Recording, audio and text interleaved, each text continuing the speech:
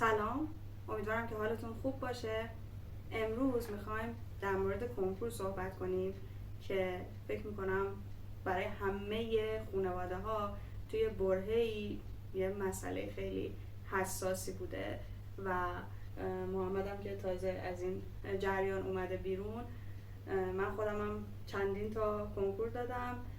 یه موضوعی که مهمه اینه که شاید خود روند کنکور و حس و حال جامعه خیلی چیزا متفاوت شده باشه، اما یه سری چیزا انگار در همه این سالها ثابت مونده و اون بعضی از تاثیرهای منفی کنکوری که امروز می‌خوایم در موردش حرف بزنیم. خب اگه بخوای سال کنکور رو توی چند تا جمله توصیف کنی چی میگی در موردش؟ خب سال کنکور برای من خیلی سخت بود. فکر کنم برای همه همینجوره، اما برای من یه جور دیگه سخت بود چون که از المپیاد وارد کنکور شدم. المپیاد چیزایی که اونجا خونده میشه منابع و رفرنسای خالص علمیه، نه به تو خیلی مسائل دم دستی میده، نه به تو تکنیک تست زنی میده، نه نکته های خیلی فراوانی میگه، حتی سوالاش هم سوالات تحلیلیه. برای همین من با اون خب شکست خوردم توی المپیاد و خیلی ناراحت بودم و با همون شیوه درس خوندن کلی نگری و ارتباط مسائل به هم دیگه اومدم توی کنکور. کنکور خیلی برای من سخت بود چون نکته هایی به شدت مزخرفی به من میگفت و هیچ کدومش بار علمی نداره که حالا من مثلا برم توی رفرنسی ببینم همچین چیزی وجود داره و اینا. نه، بعدن اتفاقا خیلی از اونایی که رفتن دانشگاه گفتن که تازه الان فهمیدیم چه چیزای چرتی حفظ کردیم فقط. و خب اینش واسه من خیلی سخت بود و اینکه هیچ جذابیتی نداشت. شما لذت نمیبرین وقتی 100 تا نکته از یه صفحه کتابو باید هی یادآوری کنید به خودتون، بلافاصله تستاشو بزنین، بعد همیشه استرس اینو داشته باشین که توی آزمونا چه عمل کردی دارین و این آدمای سمی که دور و برتونن توی مدرسه، توی کتابخونه، همه جا. ولی خب دیگه سالی بود که باید میگذروندم و به من فکر میکنم صبر کردن رو یاد داد کنکور. کنکور به من یاد داد که صبور باشم و هدف بلند مدتم رو ادامه بدم. من خیلی آدمیم که دوست دارم حاصل عمل کردم و خیلی سریع ببینم. مثلا یه بومی گرفتم، ساعت 9:30 بود، 9:30 شب بود، 10 شب بود، ساعت 12 شروع کردم به نقاشی روی اون بوم، 2 شب تمومش کردم و رفتم قابش گذاشتم به دیوار هالم. اونم توی کنکورم بود، خیلی خسته بودم ولی دوست داشتم سریع تموم شه و اون حاصلش رو ببینم. برای همین یه ذره منو از اون فضا دور کرد و الان یه چیزی که خیلی روند بلندی داره و نمیشه سریع به اون نتیجه دلخواه رسید خیلی منو اذیت نمیکنه. خب این فکر میکنم خودش دستاورد ارزشمندیه، اما من خودم مثلا وقتی که به سال کنکور یا حالا یکی دو پله بخوایم بریم جلوتر، ترمای اولی که توی خوابگاه زندگی کردم فکر میکنم اکثر آدما در مورد این دوران از زندگیشون میگن که خیلی چیزها یاد گرفتیم. درسته که خیلی سخت گذشت ولی خیلی چیزها یاد گرفتیم. اما من فکر میکنم برای یه سری آدما، شاید من جمله خودم، آسیبی که تو اون دوره دیدن خیلی بیشتر از چیزایی بود که یاد بگیرن و شاید همونطور که چیزایی که یاد میگیری خیلی ارزشمنده، آسیبی هم که میبینی بعضی وقتا خیلی جبران ناپذیره. یکی از آسیبایی که در موردش صحبت کردی، بهش اشاره کردی و ما خب اصلا جلسه قبل از همین شروع کردیم و رسیدیم به بحث کنکور، آدم‌های سمی هن. حالا این آدم‌ها و روابط سمی میتونن جو کلاس، مدرسه و حالا همکلاسی‌ها باشن، میتونه حتی بعضی وقتا جو فامیل باشه و حتی یه کسایی که شما در دوره‌های دیگه زندگی تو خیلی نقش پررنگی ازشون نمی‌بینی. اما وقتی که سال کنکور میشه همه شروع میکنن در مورد تو کنجکاوی کردن، بهت فیدبک دادن و واقعا با تنها چیزی که میتونم سال کنکور رو مقایسه کنم، چون خودم خیلی زخم خورده این قضیه هستم، آدمیه که در پروسه لاغریه. آدمی که در پروسه لاغریه همیشه داره از آدم‌ها با هر مدل هیکل و سبک زندگی توصیه دریافت میکنه و آدم تو سال کنکورش هم دقیقاً همین میشه. در حالی که خیلی وقتا دلت میخواد به اون آدم میگی بابا من اصلا با تو رابطه صمیمی ندارم، اصلا این حریم شخصی منه و من دوست ندارم تو واردش بشی یا اصلا تو صلاحیت نداری که به من نظر بدی. به نظرت این چیزا چقدر روی تاثیر گذاشت و راهبردی که تو داشتی یا اطرافیانت مثلا دوستان نزدیکت که مثل خودت کنکور داشتن نسبت به این ماجرا چی بود؟ من خب خیلی توی جمع خانواده نبودم کلا و فضای مطالعه‌ام، فضای اتاقم کامل جدا بود و خب خیلی رفت و آمد نمی کردم با فامیلا. دوستام که البته دوست نبودن دیگه، دوستام که منو میشناختن میدونستم خیلی حال نمی کنم درباره کنکور رو صحبت کنم توی اوقات فراغتم و اینا. کسایی هم که همینجوری زنگ میزدن بپرسن و اینا رو میپیچوندم و یه حالت فراری داشتم همیشه از اطرافیانم یا جوابایی که خیلی سربالا میاد. و بعد از کنکورم تشدید شد، یعنی تا قبل از کنکور به من میگفتن که درس خوندن چطوره، سخت، آسونه، همین در همین تموم شد. بعد از کنکور یهو رتبه چند شده، کجا میخوای بزنی دانشگاه، تو انتخاب رشته کردی، جوابا اومده فلان اینا.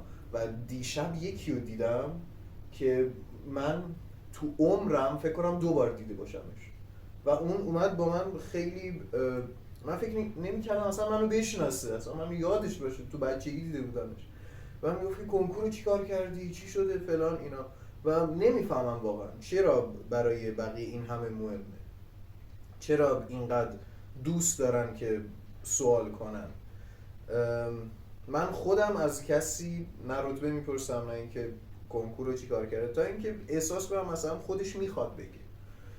وقتی که خودش نخواد واقعا چه لزومی؟ من دلم خواهد اینجا یه پرانتز بزرگ باز بکنم که حالا هم مربوط به شاید یکی از علتهای ناخودآگاه این سوالها، هم شاید مربوط به این که ما چرا در واکنش به این سوالها بعضی وقتا به هم میریزیم. من فکر میکنم نسل هاست که یعنی بعد از اون نسلی که حالا انقلاب و جنگ رو تو ایران تجربه کردن، ما الان تقریبا دیگه داریم به 4مین نسلی میرسیم که تو ذهنشون کردن که درس خوندن یک دستاورده. حالا جدا از این که یه برهه‌ای فکر میکردن چون ما توی ایران به کارشناس احتیاج داریم، درس خوندن یه چیز درآمدزایه، همچنان انگار که جامعه با وجودی که از نظر من هنوز اکثریت ما در خیلی از مسائل در اون نیمه ناآگاه هستیم، در نیمه ناشی هستیم، اگر نبودیم که جهان سوم نبودیم، ولی با این حال جامعه انگار خیلی گرایش داره به سمت علم و این گرایش بیشتر به این شکله که ما از طریق علم به چیزهای دیگه‌ای برسیم که انگار در موردشون کمبود داریم.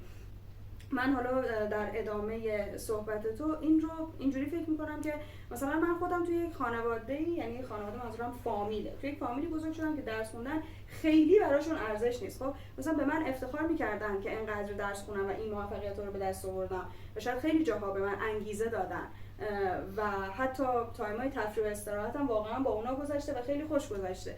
ولی دارم فکر میکنم اکثریت جامعه، یعنی فامیل ما رو بذاری کنار، اینجوری هم که این درسه، این مدرکه، این که دکتر، استاد دانشگاه، مهندس، اینقدر یه کمبودهای دیگه که شاید اصلا اون کمبودها عاطفی، اصلا اون کمبودها اجتماعی، ربطی به علمی نداره، اینقدر اونا رو جبران میکنه که همه دنبال اینن که به این برسن. و من این رو چه زمانی دیگه واضح تر از همیشه دیدم، زمانی که وارد دکترا شدم و میدیدم که بچه‌ها همیشه هر حرفی دارن میزنن اول یا آخرش این شکلیه که ما که دانشجوی دکترا هستیم مثلا فلان، یعنی انگار الان که ما دیگه دانشجوی دکترا هستیم باید یک مدالی، یعنی نمیدونم تقدیری از سمت جامعه باید از ما بشه. و زمانی من خشمم دیگه برانگیخته میشد همین مسئله‌ای که در مورد مثلا نکات مزخرفی که تو باید مثلا برای کنکور یا امتحان بخونی با اون چیزی که واقعا تو اون علم باید یاد بگیری، همین نکته دقیقاً پیش میومد. این که استاد میومد و خب من خودم با داشتن یه مامانی که به شدت اهل علمه، یعنی مامان من با وجود که دبیره توی دبیرستان ادبیات و زبان فارسی درس میداد همیشه ناراحت بود که چرا باید مدل کنکور و مدل امتحان‌های درس بده. دوست داشت که به معنا و مفهوم اون مثلا شعرها، اون زبان فارسی و اون ارزش‌های ادبی بپردازه. من میرفتم دانشگاه و خب فکر کنیم با ذهنیت یه مامانی بزرگ شدم که زهرا وقتی میری یه درسی رو بخونی تو باید اون درس رو یاد بگیری، نباید کار داشته باشی که استاد چه منبعی معرفی میکنه. من با این دید میرفتم و میدیدم اون کسی که در اجتماع و همش داره میگه که خب من دانشجوی دکترام پس اینجوری مثلا باید با من برخورد بشه، دنبال اینه که استاد یه فصل کم کنه از یه دونه منبعی که معرفی کرده. و من اینجوری بودم که خب الان اینجا مثلا علم کجا رفته واقعا؟ ما چرا داریم ادعا میکنیم که دنبال علمیم و خیلی هم بهش دست یافتیم وقتی که همچین ذهنیتی داریم نسبت به علم؟ حالا من الان یه جورایی حس می‌کنم تو این موضوع من شاید این ور پلم تو اون ور پلی، ولی خب در مورد اینکه تو هم در اطرافیانی که حالا بزرگتر از تو هستن بهت ایده میدادن اینا، در این مورد چی دیدی؟ تجربه چی بوده؟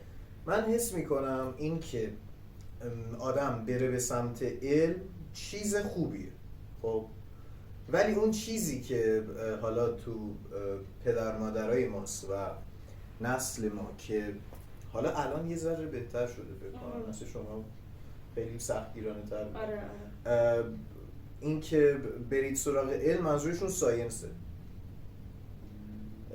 ساینس یه چیز، نالج یه چیز دیگه. آره. ولی ما به هر دوتاش میگیم علم تو زبان فارسی. علوم تجربی خیلی طرفدار داره، ریاضی، فیزیک، زیست‌شناسی، شیمی. خب بیشتر سوقشون میدن به علوم تجربی، چون که نوه عمه اصغر مثلا رفته پزشک شده، الان 50 سالشه، مثلا ماشین زیر پاش خوبه. خب تو الان راضی میشی که بچه‌ت تا 50 سالگی یه کاری کنه که دوست نداره، مثلا 10 سال 12 سال بره یه درسی رو بخونه به امید این که یه روزی مثلا پول زیاد داشته باشه. پول زیاد برای چی میخواد؟ پول زیاد رو میخواد که مثلا یه حال خوبی داشته باشه دیگه. ولی وقتی بیشتر از نیمی از عمرشو میذاره که فقط پول در بیاره، خب این اصلا منطقی نیست و خب بره توی یه کار دیگه، بره از همون اول مکانیک شه، خیلی بیشتر سود داره واسش. و به نظرم همه اینا با هم دیگه یه جامعه رو هندل میکنه. وقتی که تفکر غالب این باشه که برن همه سمت علم تجربی صرفاً بر اساس نمره، رتبه، خب یه نفر خوب درس خونده، نمره خوبی آورده، تو یه مشاور مدرسه باید بهش بگی حتما اولویت تو بذار مثلا ریاضی فیزیک یا علم تجربی، نه بعد ازش بپرسی چی دلت میخواد یا بگی که مثلا چه هنری رو دوست داری یا تو مسائل دیگه ازش استعداد سنجی بشه. آره اصلا همچین چیزی وجود نداره، فقط بر اساس نمره است. خب آدمی هم که یه چیزی رو واقعا دوست نداشته باشه میتونه نمره خیلی خوبی بگیره ازش. من به جز این سال آخر که شدم 18 و نیم دینیمو کل سالهای دبیرستان 20 میشدم و هیچ علاقه‌ای هم نداشتم به خوندن. شب امتحان میخوندم و الان من مثلا باید برم به حوزه علمیه، چون حالا تک و توپ هستن کسایی که نمره خیلی خوبی دارن اومدن هنرستان، دمشون هم گرم، ولی خب مگه چند تا از اینا داریم؟ دقیقاً. و این خیلی ناراحت کننده است که ما این وسط یه استعدادایی رو گم میکنیم. این ناراحت کننده است برای اجتماع و بخش ناراحت کننده ترش برای یه شخص که انگار یه بخشی از وجودش توی این پروسه گم میشه و شاید دیگه هیچ وقت فرصت شکوفایی پیدا نکنه. توی برهه‌های مهم زندگی مثل برهه کنکور من فکر میکنم آدمای اطرافمون به 2-3 دسته تقسیم میشن و منظور من از آدمای اطراف فقط نزدیکان نیست، منظورم لایه‌های مختلف جامعه است. یه سری آدما هستن که از روی آگاهی به ما اطلاعات میدن. حالا بعضیاشون این آگاهیشون همراه با دلسوزی و مسئولیت پذیری هم هست مثل بعضی از معلم‌ها و بعضیاشون اینطوری هم نیستن، صرفا یه آگاهی و اطلاعاتی رو دارن، حالا اون اطلاعات رو به صورت خام در اختیار بچه‌ها میذارن، حالا بچه‌ها خودشون دیگه باید شخصی سازی بکنن که مناسب من هست اصلا این اطلاعات یا نه. یه تعدادیشون هستن که معمولاً پدر و مادرها جز این دسته قرار میگیرن که دلسوزیه خیلی زیاده اما آگاهی اونقدر زیاد نیست و این باعث میشه که انگار اون اهدافی که خودشون داشتن بهشون نرسیدن، چیزایی که تو بچهشون ندیدن و همه اینجور چیزای خطاها و سوگیریایی تو ذهنشون ایجاد بکنه و باعث بشه که خب حالا به بچه‌م یه جهتی بدن دیگه، حالا چه تو رشته‌ای که میخواد بخونه، چه تو دانشگاهی که میخواد بره و رفتاری که توی سالهای دبیرستان و دانشگاه داشته باشه، رو همه اینا میتونن تاثیر بذارن. اما الان تو این نقطه بحثمون میخوام در مورد دسته سوم صحبت بکنم که میتونه باز هم یک معلم باشه، میتونه یه مدیر باشه، میتونه یه همکلاسی باشه، یا اینکه نه، میتونه در یک سطح کلانتر جامعه باشه و اون آدم‌هایی هستن که به تو کمک میکنن، نه به خاطر اینکه مسئولیت پذیر و دلسوزن و نه به خاطر اینکه تو رو میشناسن یا آگاهی دارن، بلکه به خاطر اینکه خودشون برند بشن. دقیقاً مثل هر برهه دیگه از زمان که یه آدمی وقتی یه کاری رو برامون انجام میده بهمون میگه اگه نتیجه خوب گرفتی حتما بگو که من این کارو برات انجام دادم، و انگار که میخواد بازار خودش رو نگه داره یا گسترش بده. ما توی سال کنکور هم اینو داریم دیگه، یعنی یه کسی میاد یه چیزی که به نظر خودش ارزشمند هست رو به تو میده و حالا میتونه یک جایی باشه که کتاب‌های تست تولید میکنه، یک جایی باشه که آزمون میگیره، معلمی باشه که خودش توی یک شهر یا توی منطقه شناخته شده است و میخواد کلاس‌های خصوصی بیشتری داشته باشه و این آدما هم باز به نوعی این آدما و سازمان‌ها هم ما رو تحت فشار قرار میدن. در مورد تجربه خودت از این مدل چیزها بگو. مافیای کنکور به نظرم یکی از کثیف‌ترین و خطرناکترین مافیای کشورمونن که با کاور کنکور خیلی نفوذ دارن و هیچکس فکرشو نمیکنه که مثلا پشت این کنکور حالا اگه مافیایی هم باشه فقط مافیای مالیه اینا و ممکن نیست مثلا اونجوری مافیا باشن که آدم بکشن اینا، ولی باش بیفته آدم هم میکشن این مافیا. جنگل خاری میکنن. این همه کتاب تستی که داره منتشر میشه از انتشارات گردن کلفت و همش درختای جنگلای ما داره از بین میره و کسی جلوی راشون وای نمیسته. خب اینا سوال میشه دیگه، چرا تو که نمیذاری یه ماشین بیاد تو این محدوده، تو که میگی پارک جنگلیه، تو که میگی محل حفاظت گونه های در حال انقراضه، چرا الان تبر برداشتن دارن همه درختاشو قطع میکنن؟ چرا بغلش کارخونه کاغذسازی؟ و چقدر کتاب هر سال تولید میکنن و دوباره چاپ جدید میکنن در حالی که چیز خاصی عوض نشده، فقط قراره روی صفحه اولش به جای 1401 بنویسن 1402 و باز دارن همین. خب خیلی خطرناک و کثیفن این مافیا. یکی این، حالا توی سطح خیلی کوچیکیه این که اون مشاور بیاد بگه که تو از من اسم ببر، من برند بشم، من بگم که بقیه بیان سمت من. تو سطح یه ذره بزرگترش اون مشاوره یه معلمای خاصی و دور خودش جمع میکنه که هم خودشون هم دیگر رو هی دارن کاور میکنن، تبلیغ میکنن. یکی میاد پیش اون مشاوره میگه شیمی خواستی برو پیش فلان آدم، فیزیک خواستی فلان آدم، ریاضی خواستی فلان آدم. بعد خود مشاوره یه همایش برگزار میکنه، نفری 100,000 تومان از بچه‌ها میگیره که اون معلم بیاد درس بده. اینجوری داره سود میبره.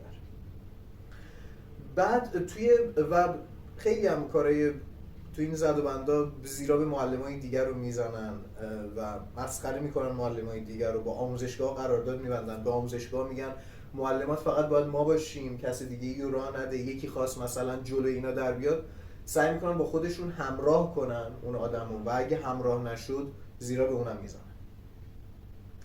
توی سطح بالاترش، خیلی بالاتر، مافیای کنکور یه کاری کرده که فکر کنیم پزشکی خیلی گل و گل بوده. مافیای کنکور به ما رویا فروشی کرده، خواسته که با تحمیل یک رویایی که رسیدن بهش سخته بازار خودش رو داغ کنه. داریم دیگه مثلا اسمای خیلی قشنگ آموزشگاهی توی تهران که من تبلیغاشو میدم، آکادمی پزشکی ها، دکتر شو، زیست و صد بزن دکتر فلان. این چیزا باعث شده که این مافیا نه تنها روی دانش آموزا، روی پدر مادر تاثیر بذاره روی خود پزشکا هم تاثیر بذاره، بگن ما دکتریم بیا بهت کنکور یاد بدیم. اگه تو دکتری اینقدر وضعیت خوبه، اگه اون رویای تحقق پیدا کرده و تو پزشکی، چرا الان اینقدر کارت لنگی که اومدی معلم یا مشاور کنکور بشی؟ و این تصور باید عوض بشه و به نظرم یه ذره هم داره عوض میشه الان. همونجوری که از پزشکی الان یه عده اومدن سمت دندون پزشکی، یعنی الان اون پزشکی خیلی بولد نیست، الان دندون پزشکی بولده. چون الان فقط رسیدن به اون پول خیلی واسهشون مهمه. یارو حالش به هم میخوره یکی دهنش جلوش باز میکنه ولی میخواد بره دندون پزشکی یا فیزیوتراپی. اینا چیزایی هستن که اگه حواست نباشه همراه این موج داری خودت میری جلو. به قول بعضی از مجری‌ها که میخوان تاثیرگذار باشن میگن اینا همش درده.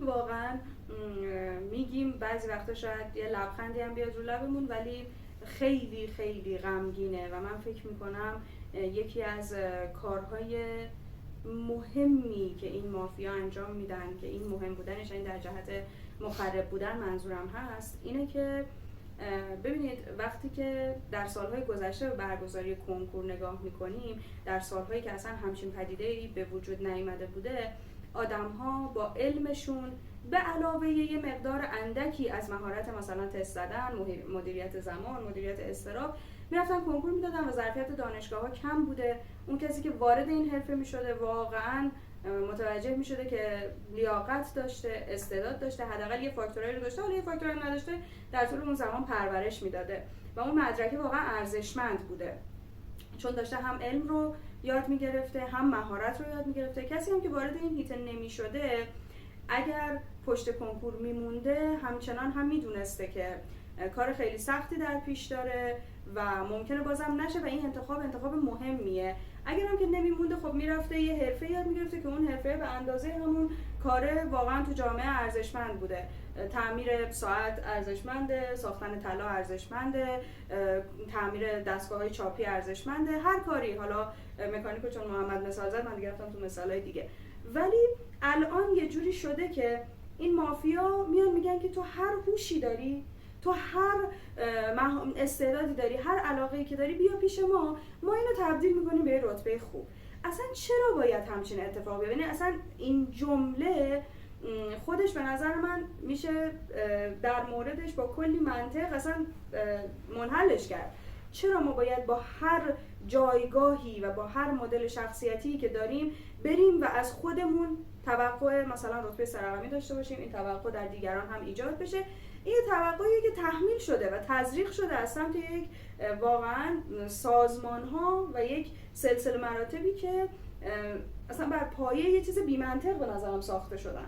چون اگر ما هنوز یک کشوری بودیم که وقتی 1000 تا آدم میخوان کنکور بدن نهایتش 200 نفرشون وارد دانشگاه میشدن، ما همچنان 800 تا تکنسین حرفه‌ای و علاقمند به کارشون داشتیم، حالا چه توی فنی، چه توی هنر، چه توی ورزش، و 200 تا آدم عالم داشتیم که اگه معلم بود یه معلم خوب بود، اگه دکتر بود یه دکتر خوب بود.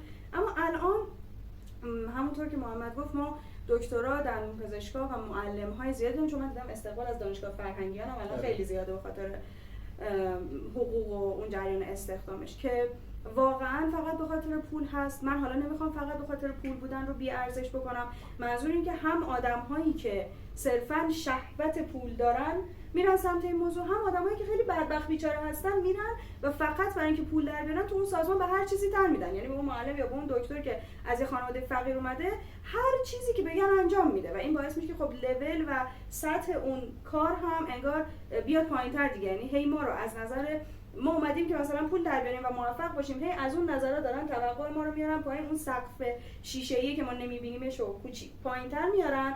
ولی قبلش خب ما یه چیز بزرگی برای خودمون تصور کردیم که اصلا متناسب نبوده با هوش و علاقه و نمیدونم وضعیت خانوادگی و هر چیزی که بگیم. و من فکر میکنم زندگی اون آدمی که دیپلم گرفته و بعد رفته توی یه فروشگاهی داره لباس میفروشه ولی هر روز از اینکه این همه رنگ میبینه، این همه مدل میبینه و به آدما کمک میکنه چیزی که دوست دارن رو پیدا کنن، خیلی خیلی اصیل‌تر از زندگی آدمیه که توی نسل ما درگیر این شده که من با هر شرایطی که دارم صرفاً باید کنکور بدن و وارد دانشگاه بشن، در حالی که الان وارد دانشگاه شدن خودمون هم میدونیم دیگه با این حجم از دانشگاه هایی که اومده اونقدر ارزش هم نیست. آخه من از یه طرفم که نگاه میکنم اگر مثلا دانشگاه اینجوری بود که مثل حالا آمریکا رو مثال بزنم، اینجوری بود که شما کنکور نده برای هر دانشگاهی و هر رشته‌ای یه آزمون مختص به خودشه و تو از همون اول میدونی قراره چی کاره بشی و برای همون توی فیلد خودش تلاش میکنی. از اونجا خب مثلا اگه نمیدونم حالا چقدر دارم دقیق میگم، اگه مثلا قراره بری ریاضی محض بخونی، خب دیگه یه ذره شیمی به حاشیه میره دیگه. یا مثلا فیزیک محض قراره بخونی یه ذره شیمی به حاشیه میره، ولی توی کنکور همشو داری با هم دیگه هندل میکنی. خب برن توی اون فیلد از اولش و کار خودش رو انجام بدن. این تبلیغاتی که انجام شده و این همه افرادی که دلشون میخواد فقط برن به یه رشته خاص و زیربناهای اون رشته خاص اینقدر فراهم نشده که جوابگوی یه تعداد انبوهی آدم باشه، خب راهی به جز کنکور واسش نمیاد و نتیجهش میشه همین تبلیغاتی که مافیای کنکور میکنن برای اون و از آب گلالود ماهی بگیرن و باز نتیجهش میشه این که 1,200,000 نفر تو کنکور سراسری امسال شرکت میکنن و 480,000 نفر انتخاب رشته میکنن و بقیه میمونن پشت کنکور و آیندهشون رو توی کنکور میبینن. چون کسی که تا 18 سالگی هیچ مهارتی یاد نگرفته، فقط درس خونده، امیدی به چیز دیگه ای هم نداره. بره چیکار کنه؟ بره مثلا با هر کار دیگه ای هم بخواد بره توش وارد بشه، باید از کارگری شروع کنه. ولی اگر مثلا یه مهارتی یاد گرفته بود، یه کاری مثلا برنامه نویسی، نقاشی، طراحی، هر چیزی الان بلد بود، یه امیدی به اون داشت. ولی اینم تقصیر همون والدین سمیه که بچه‌ها رو تک‌بعدی بار آوردن و نمیذارن که استعدادهای دیگه‌اش یا حتی همه استعداداش، اونا فقط بردنش تو فیلد درس خوندن، اونم درس خوندنی که مربوطی نیست به استعدادش. یارو به گرافیک علاقه داره، الان داره تجربه، اصلا جور در نمیاد اینا با هم دیگه و بردنش توی اون فیلد و هیچ مهارتی هم یاد نگرفته و فقط هم آیندهش رو توی درس خوندن میبینه و اگه اونجا هم موفق نشه ممکنه به افسردگی دچار بشه یا این خودکشی هایی که میبینیم بر اثر کنکور هستش. مشکل اصلی توی اون نظام سلسله مراتبی که این مسئله رو به وجود آورده. اگر ما از همون اول جوری میرفتیم جلو که هر کسی میرفت توی مهارت خودش، طبیعتاً هر کدوممون پیشرفت بیشتری هم تو کارمون میدیدیم و شاید این رقابت خیلی کمتر میشد. مثلا از فرض کن 100 نفر میرسید به 5 نفر. بله 5 نفر باید با هم رقابت کنن که یکیشون مثلا یه جایی بشه مدال طلا یا یه جایی بشه مثلا رتبه 1 فرض کنیم دکتری، ولی 100 نفر قرار نیست این موضوع با هم رقابت بکنن، چون قطعا این آدما توانایی هاشون با هم دیگه متفاوته و به خاطر یه اهداف ثانویه‌ای دارن این کارو انجام میدن. اما ما چیکار میکنیم وقتی که تو موقعیت شکست میخوریم؟ بیشتر اون خشم یا میره به سمت اون 99 نفر دیگه، اون چه میدونم 1000 نفر دیگه، یا اون خشم رو برمیگردونیم سمت خودمون و این برگشتن خشم سمت خودمون چیزی جز ناامیدی و یأس و افسردگی نداره. خشم فقط بعد از ناکامی نیست، خشم تو همون پروسه هم هست، همین که داریم رقابت میکنیم و فقط میخوایم اول شیم و اینا. اردشیر رستمی یه داستان خیلی باحالی تعریف میکرد، میگفت که یه مادر و بچه‌ای اومده بودن پیش استاد آریانپور، بعد مادره میگفت که این بچه من همه نمره‌هاش 20 و کارنامه‌اش رو نگاه کنید، توی چندین سال گذشته اون تنها کسیه که توی 3 سال متوالی همه نمره‌هاش 20 و خیلی افتخار میکرد به فرزندش. استاد آریانپور میگفت که خب این بچت به بقیه هم کمک میکنه 20 بشن؟ دوست داره آدمای دیگه هم 20 بشن یا نه فقط دوست داره که خودش نمره‌های 20 رو بگیره؟ این خشمه از دبستان با ما اومده اینکه تو برتری، تو باید نمرت بهتر از همه باشه. اصلا یک لیاقت دروغینی به آره. همه ما دادن، یه حق به جانبی که اصلا حالا که چیه؟ الان من مثلا 20 شدم و خیلی احساس افتخار میکنن توی 20 شدنشون. من خودم وقتی نمرم 20 میشد اونقدر خوشحال نمیشدم که مثلا وقتی میرفتم توی گروه تئاتر مدرسه‌مون تئاتر اجرا میکردم بقیه برام دست میزدن. اونجا حس میکردم اونجا دارم به خودم افتخار میکنم، نه اونجایی که 20 میشم. خب 20 شدن کار خیلی ساده، ضعیف ترین دانش آموز هم اگه بکوب بخونه 20 میشه، مثلا کار خاصی نمیکنه، فوقش یه روز بیشتر از اون دانش آموز دیگه میخونه. ولی این احساس رقابت، این خودخواهی، این که فقط من باید اول باشم و اوجش میرسه تو سال کنکور. این نکته‌ای که من بلدم کسی دیگه نباید بلد باشه. و معلمایی که میگن اینی که بهت گفتم به کسی نگی، مثلا 500,000 تومان پول دادی اومدی یه ساعت کلاس که اینو من بهت بگم، اینو نری به کسی بگی، این جزوه رو به کسی ندی. اینا واسه معلماش منطقیه که یه تایمی گذاشتن، یه روشی ابداع کردن، نمیخوان بیرون بره. ولی این که دانش آموزا به هم دیگه یاد ندن، دلشون نخواد با هم دیگه بیان بالا، با هم دیگه 15-16 بشن به جای این که یه نفر 20 بشه، خیلی تلخه و بعداً میدونیم نتیجهش چی میشه. ما بعد از اینکه ضبطمون تموم شد متوجه شدیم که چند دقیقه‌ای رو دوربینمون ضبط نکرده. حالا شاید به همون ترتیب و همون جملات رو نتونیم بگیم، ولی خب خواستیم که بحث رو تموم بکنیم. من تا اونجا گفتم که به نظرم یه جمله، حالا حتی اگه خرافاتی هم باشه، من قبولش دارم و اون اینه که زکات علم نشر اونه و بیشتر فکر میکنم اون آدم هایی که این علمو دارن، درسته که باید برای نگه داشتن بازار خودشون تلاش بکنن، اما با این کار شاید دارن یه بخشی از جامعه رو از یه چیزی که میتونه به پیشرفت جمعی کمک بکنه محروم میکنن. آره و خب بعد بحث این شد که همین آدما که بعداً نمیذارن کسی پیشرفت کنه و فقط خودشونو میبینن و به نفع خودشون فکر میکنن، جلوی شبه علم و خرافات نمیایستن و دلشون نمیخواد که خیلی اون علمه گسترش پیدا بکنه و همه اون آگاهی زیادو داشته باشن. در صورتی که اگه یه ذره فکر کنن بهش، این که یه جامعه‌ای به سمتی بره که آگاه بشه به نفع خود اون آدم هم هست، اونم بخشی از اون جامعه است.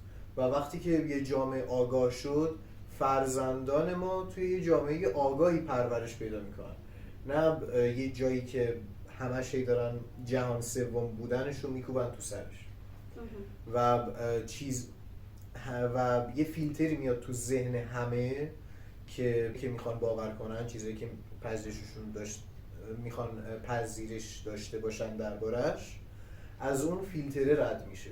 و اون فیلتر رو کی ایجاد میکنه؟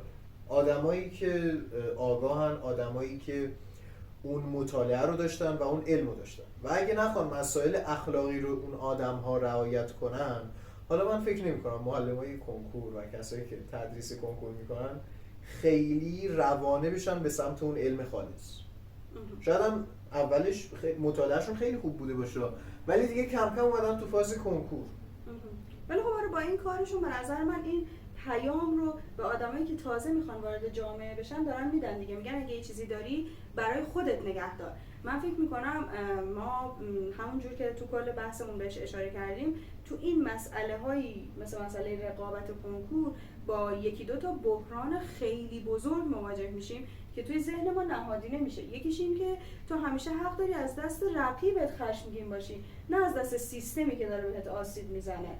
و یکیش هم اینه که هر چیز خوبی که داری برای خودت نگه دار، اصطلاحاً کلاتو بچسب باد نبره. یعنی هیچ کس به این فکر نمی‌کنه که این چیزی که من دارم چجوری میتونه به جامعه کمک بکنه. خب فکر کنم دیگه تقریبا حرفامون رو زدیم و چیزی نموند. آخرین چیزی هم که بخوام به کنکوریا بگم اینه که کنکور خیلی روند فرسایشی و طاقت فرسایی داره. خودتون رو توی این روند همینجوری همه عوامل اذیت کننده هستن، خودتون رو دیگه اذیت نکنید، نذارید کسی حتی نزدیکترین آدما بهتون ناامیدتون کنن. راهی که میدونید درسته و پیش گرفتین و تا اینجاش اومدین ادامه بدین و نتیجه هر چیزی که شد، فارغ از هر نتیجه‌ای تلاش شما مهمه. این که بعداً چند سال بعد وقتی نگاه میکنین بهش بگین من تلاش خودم رو کردم و جنگیدم برای اون چیزی که میخواستم. رابطتون رو با آدمای مختلف خوب نگه دارین و در حدی که نذارید به زندگیتون نفوذ کنن، به مغزتون نفوذ کنن.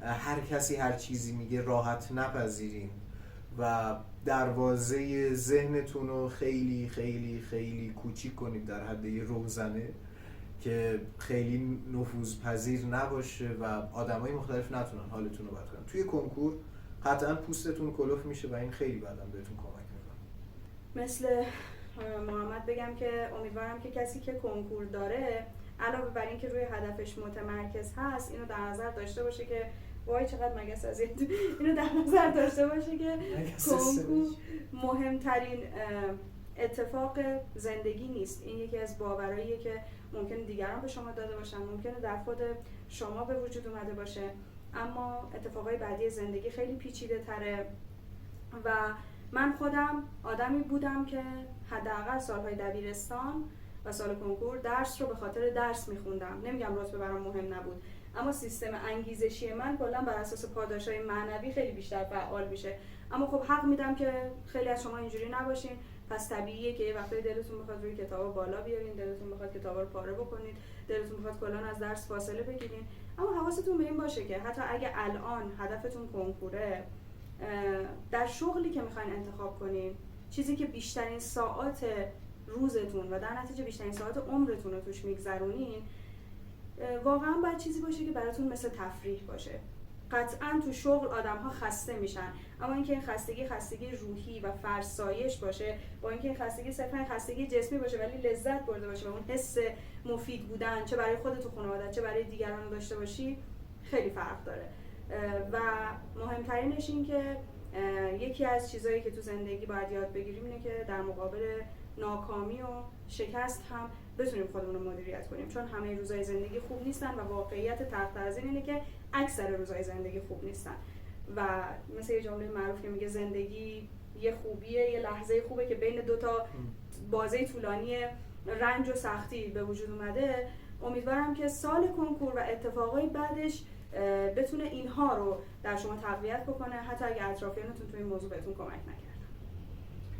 خب این قسمت رو به پایان میرسونیم. خیلی ممنون که با ما همراه بودین. لطفاً کانال ما رو سابسکرایب کنید و به دوستاتون معرفی کنید. خدا نگهدار. خدا